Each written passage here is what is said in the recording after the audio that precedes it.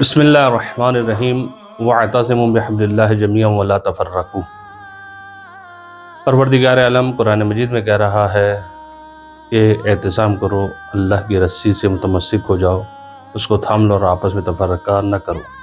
غدیر foundation کی جانب سے ہر سال الحمدللہ رب العالمین وحدت کے عنوان سے 18 ذی الحج کو عید غدیر کو پروگرام کیا جاتا ہے کہ جس میں تمام مکاتب فکر فریقین کے علماء بزرگان شرکت کرتے ہیں، اور یہ اچھا درس ہے اور ایک اچھا پیغام ہے، اور یہ پیغام غدیری ہے۔ کیوں؟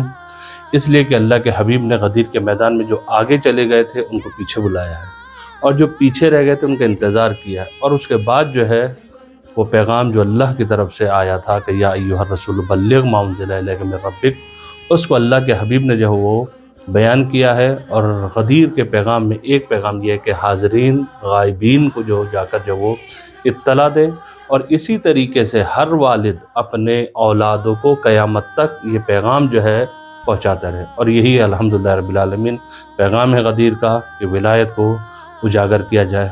اور زیارت جامع کبیرہ میں ہم پڑھتے ہیں کہ پروردگار عالم رحمان و رحیم ہے۔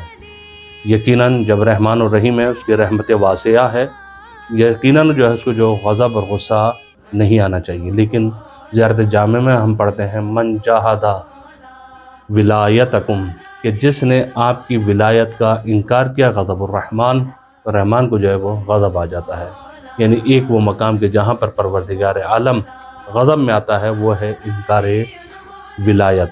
اور یقیناً آپ سب جانتے ہیں سأل سائل بعذاب واقع کی آیت ہمارے پاس موجود ہے، اور حارث بن نعمان فہری کا واقعہ ہے کہ جہاں پر اس پہ انکار ولایت پر عذاب نازل ہوا۔ خدا سے دعا ہے کہ اس ولایت کو اجاگر کرنے کے لیے ہمیں توفیق عطا فرمائے کہ زیادہ سے زیادہ اس ولایت کے پیغام کو ہم آگے پہنچائیں۔ السلام علیکم ورحمۃ اللہ۔